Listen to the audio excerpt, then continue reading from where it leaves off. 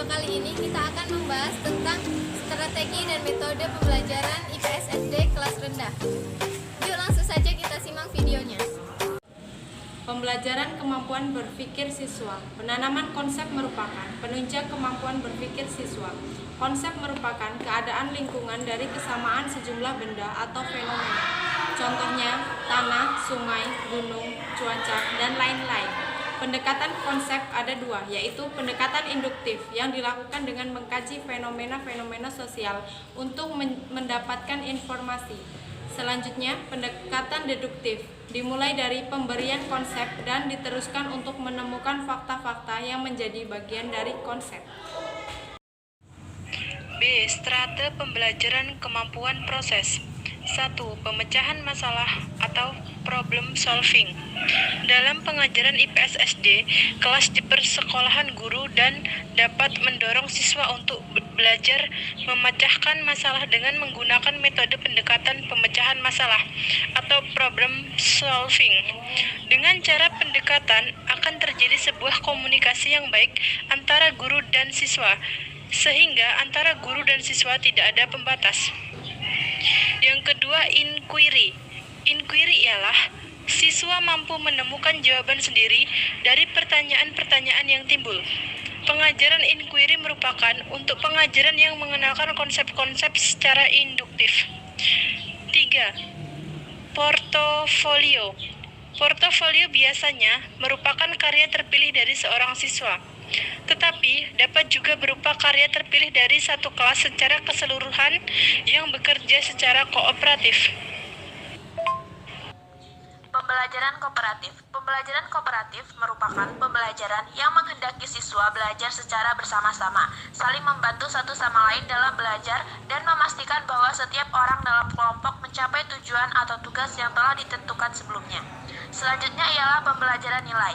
Yang pertama ialah bermain peran. Merupakan suatu proses belajar di mana siswa melakukan sesuatu yang dilakukan orang lain. Yang kedua ialah sosiodrama. Dalam sosiodrama, reaksi spontan siswa dalam memainkan peran lebih diutamakan sehingga apa yang dikemukakan siswa sebagai pemegang peranan akan berbeda dengan yang aslinya. Selanjutnya yang terakhir ialah klarifikasi nilai.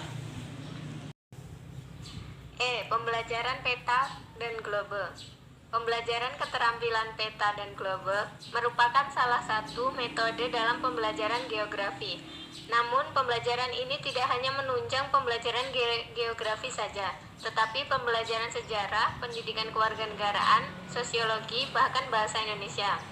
F. Pembelajaran aksi sosial. Neumann, 1975.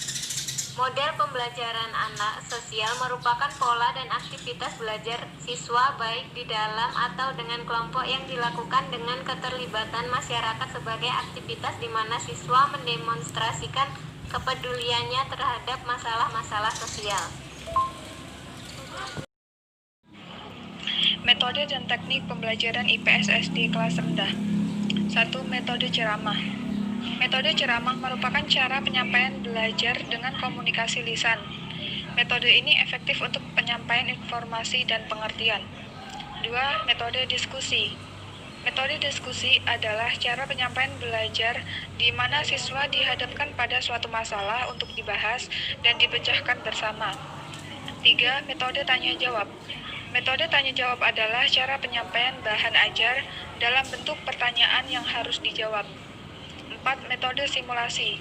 Metode simulasi memberikan tugas kepada murid agar dapat dikerjakan dengan mempelajari dan menggunakan sekumpulan fakta, konsep, atau strategi tertentu. 5. Metode pemberian tugas. Metode pemberian tugas merupakan suatu metode mengajar yang diterapkan dalam proses belajar mengajar yang biasa disebut dengan metode pemberian tugas. 6. Metode karya wisata. Suatu cara penyajian bahan pelajaran dengan membawa murid langsung kepada objek yang akan dipelajari di luar kelas. Karya wisata dapat dilakukan dalam waktu singkat beberapa jam saja, ataupun cukup lama sampai beberapa hari. 7. Metode sosiodrama. Metode sosiodrama adalah suatu metode mengajar di mana guru memberikan kesempatan kepada murid untuk melakukan kegiatan memainkan peran tertentu.